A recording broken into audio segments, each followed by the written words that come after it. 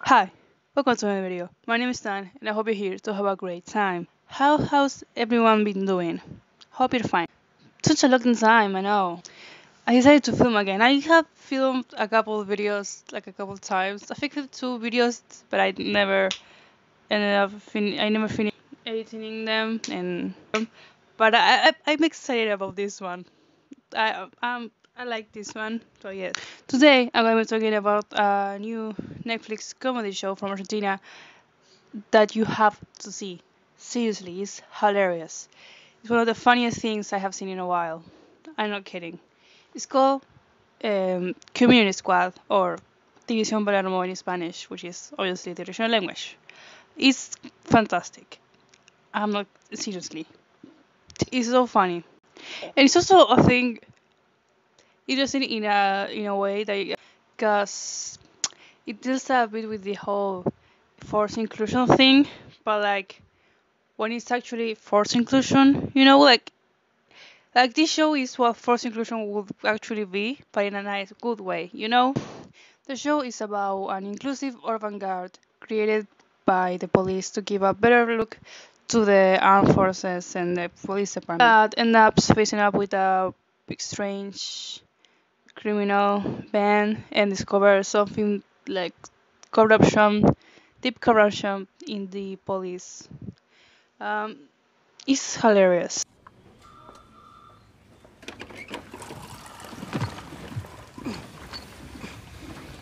Hey, you okay? Everyone's worried about you. I'm fine. Fine. Much better. Much better. Thanks. Oh. This afternoon we can visit Diego, one at a time. You think I should go? No, I'll go. I'll go. Pardon me. Hey. It's my turn. Okay? Be careful with this, eh? It can be tricky. It's very delicate. Don't break it. Don't break it. Listen, Gutierrez. Yeah? We're at a shooting. I get Yeah. shot. Hypothetically speaking, though, okay? Hypothetically. What do? You leave me there alone? You ditch? No, I guess not. Damn right, Rosenface. How many of my partners have been wounded? I don't know. 7. You know how many I left there? Have a guess. 1. What about Capitini? 2. But the point is, your partner's life is just as valuable as yours is. Huh? Okay. That thing with Montes was iffy. That thing with Montes was iffy. 2.5. We'll say 2.5. You gotta have team spirit. That's my point, okay? Team spirit. Chin up, Tiger. Yeah. You're in the jungle now. Okay. This'll happen to you again. Smile, okay? Good. We gotta go. We gotta go. And this urban guard is a disaster because no one takes them seriously because everyone sees and realizes this is just an attempt from the government to make the police look good and like see, hey, look how inclusive we are by including this table and marginalized people. But it sucks because they don't really like train them or anything. No, it's just like, yeah, you can go and take care of traffic. Yeah, you can go and accompany this police officer to this his work. No, you can't. It's bad. And we follow Felipe, who ends up in the car by mistake. Because in the same day, his girlfriend, I don't think it's the same day, like in the same week, his girlfriend dumps him, and then his dad, right, he dumps him right after they bought an apartment together. And he was working in his like the family company, and his dad keeps him out. Not keeps him out. He lays him off, and so he gave him this money. And that same day, he goes to the park and gets robbed because he's kind of dumb too. He gets robbed, and when he goes to report it, his first form of the police is actually a guy from this urban guard, and and when he gets to the police station, the old lady in the receptionist is not the best one. It's like an old lady and gets things confused. So he ends up in like the recruitment office by mistake, and they're like, and they say, "Oh, you're Jewish. That's marginalized, right? Yeah, you can come in. We don't have enough people anyway." So he gets there, and that's there. This what talks about like a lot of what disabled people face. For example, this is girl in a wheelchair, which how to say the actress is not actually in a wheelchair, but they were like consultants. Like there's a girl, there's a woman who's a wheelchair user involved in the process of that. That this character always breaks with the whole like sweet and angelic, representation that disabled people usually get. Like no, she's kind of an asshole sometimes. She's tired of people treating her like a child. Like at some point, a woman treats her like she's 5 years old. And she's like, no, asshole, I'm an adult. Treat me like a fucking adult. They sometimes they talk about how these things does actually help them. For example, this girl that's in a wheelchair, she cannot enter the bathroom because the door is too slim for her wheelchair, and she's constantly asking, "Hey, can you fix the door, please? I want to pee," and they don't do it ever. But like she's good for the images, so of course she's in every poster. Also, at some point they do posters and like there's this guy that has dwarfism. They feed him so he looks smaller. It's ridiculous.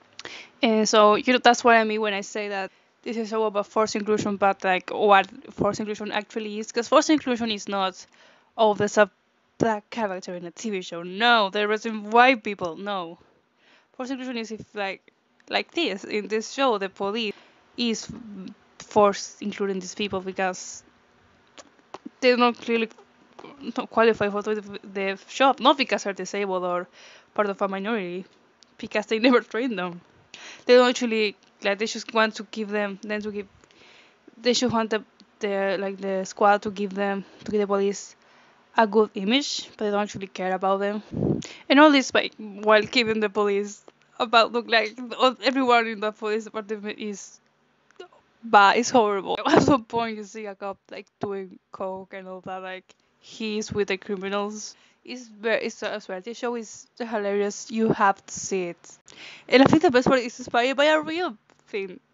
Like the protagonist, who is also the producer of the show, at some point he was invited, like the governor of the city at the time, to to like a drug burn or something like that, and he thought it was ridiculous and hilarious, and that's what inspired the show. Is very funny.